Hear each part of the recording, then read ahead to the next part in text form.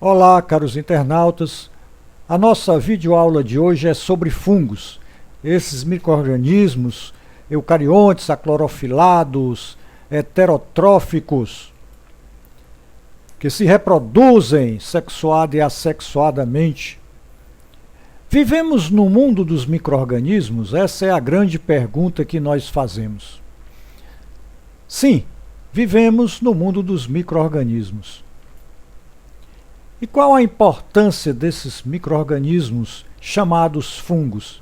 A importância é muito grande, principalmente como decompositores da matéria orgânica.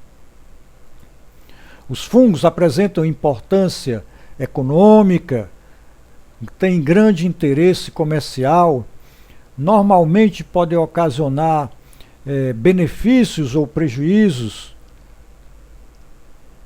A renda econômica, por exemplo, na agricultura, quando você utiliza desses seres para controle biológico, pode ser melhorada. E a biotecnologia tem dado uma contribuição muito grande para o melhor conhecimento desses micro-organismos.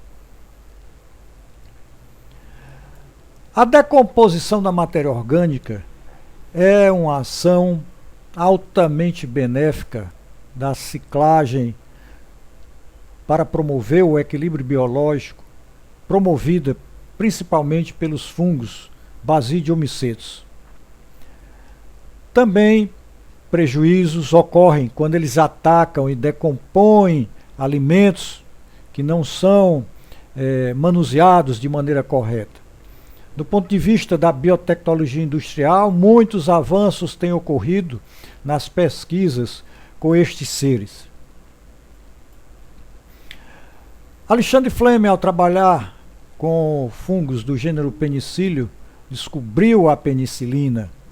Os fungos também são agentes patogênicos de doenças em vegetais e doenças em animais, que prejudicam e alteram a relação custo-benefício dos agropecuaristas.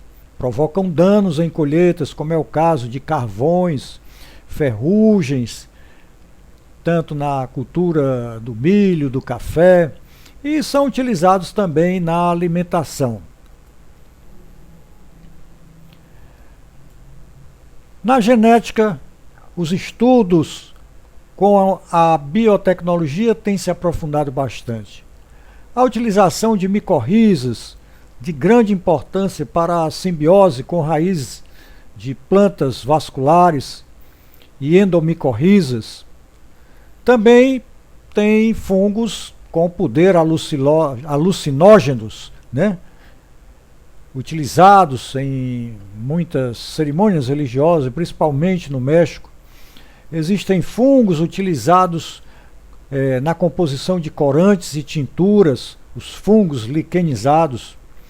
Fungos que apresentam propriedades antibióticas, medicinais e cicatrizantes. São decompositores primários em florestas e isso tem uma importância muito grande para o equilíbrio biológico. Também decompositores da matéria orgânica e isso é muito benéfico. São micro-organismos que normalmente liberam enzimas porque têm uma digestão extracorpórea e são fundamentais no equilíbrio ecológico de qualquer ecossistema.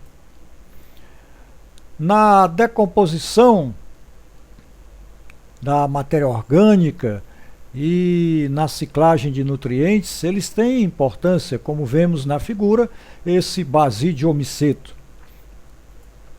Os ecossistemas altamente conservados têm uma população bem significativa de Basidiomycetos que contribuem na decomposição da matéria orgânica. Mas os fungos também ocasionam doenças que causam grandes prejuízos, como é o caso dessa antracnose em pós-colheita em frutos de banana, onde nós vemos esporos de coloração marrom de Coletótrigo-Glosporioides. O fungo Aspergilo atuando aí como um saprófita. O saprofitismo em frutas e verduras é uma coisa que ocorre quando as condições ambientais não são adequadas. Os fungos têm na sua composição, no sistema vegetativo, as hifas, no sistema reprodutivo, conidióforos e esporos. Na figura, ao lado esquerdo, nós vemos o fungo aspergilo. À direita, nós vemos esporos do fungo do gênero Oídio. As hifas podem ser septadas e aseptadas. Sem septo, elas podem ser conhecidas como contínua, né? Ou cenocítica. As hifas se diferenciam formando esporos, como nós vemos na figura. Dentro da sua estrutura reprodutiva, os fungos produzem conídeos, como é o caso desses que nós estamos vendo, macroconídeos difusário, conídeos e microconídeos difusário. O conjunto de hifas é chamado de micélio. E vocês estão vendo nessas fotografias tiradas ao microscópio a presença de esporos, hifas e micélio. Fungos do gênero Alternaria se desenvolvendo e apresentando já os seus esporos sendo gerados das hifas que se diferenciaram. Nós vemos na figura aí rizópos apresentando as hifas, conídeos e esporo. E à direita, a estrutura de resistência dos ascomicetos, conhecida como peritécio por ter a forma de pera, que tem a finalidade de guardar, de proteger os esporos, as ascas. Como patógenos de planta, os fungos ocasionam prejuízo, como é o fungo do gênero Oídio. Fungos também como o Coletótrio glossporioide, cujos esporos nós vemos na figura, são agentes de antracnose em várias culturas, como o cajueiro, como a mangueira, o maracujazeiro.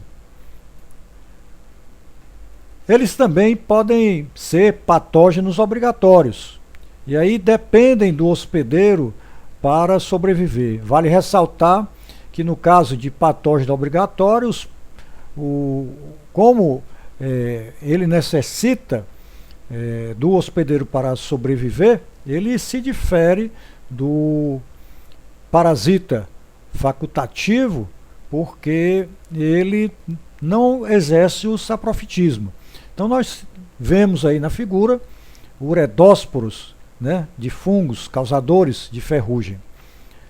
Para a identificação e o correto diagnóstico, é necessário a preparação de lâminas com material infectado no laboratório e realizar a devida identificação. Os fungos, como nós falamos, podem exercer saprofitismo, podem ser parasitas obrigatórios e eles podem ser também patógenos de semente, ocasionando um prejuízo muito grande à germinação, tanto na fase de pré-emergência como pós-emergência. Provocam prejuízos, danos de ordem qualitativa e quantitativa, principalmente quando afeta a aparência dos frutos, como é o caso do fruto de abacate, afetado pela verrugose, e o fruto da mangueira, a manga, afetado pela antracnose, com sintomas necróticos. E isso deprecia, sobremodo, o fruto e influencia no seu valor econômico. Perdas qualitativas e quantitativas são altamente significativas e devem ser trabalhadas no sentido da prevenção. Então, frutos de mamão com lesões de antracnose e, de igual modo, o abacate com lesões de antracnose são rejeitados pelos clientes em supermercados e feiras livres. Também causam podridões de frutos, podridões em túbaras, né? E nesse caso são patógenos do grupo 1 com alto grau de agressividade, baixo parasitismo, daí os efeitos muito fortes de um ataque precoce. Uma imagem do microscópio de fungos com esporos de coletótrio glossporioide extraído do cajueiro. Também o diagnóstico é realizado no laboratório para se ter a certeza. É importante se observar a ação do ambiente sobre esses fungos. No caso aí, nós estamos vendo que a umidade excessiva ou a irrigação por aspersão, elas são fatores que predispõem, no caso aí, o feijão ao ataque da podridão das vagens, né?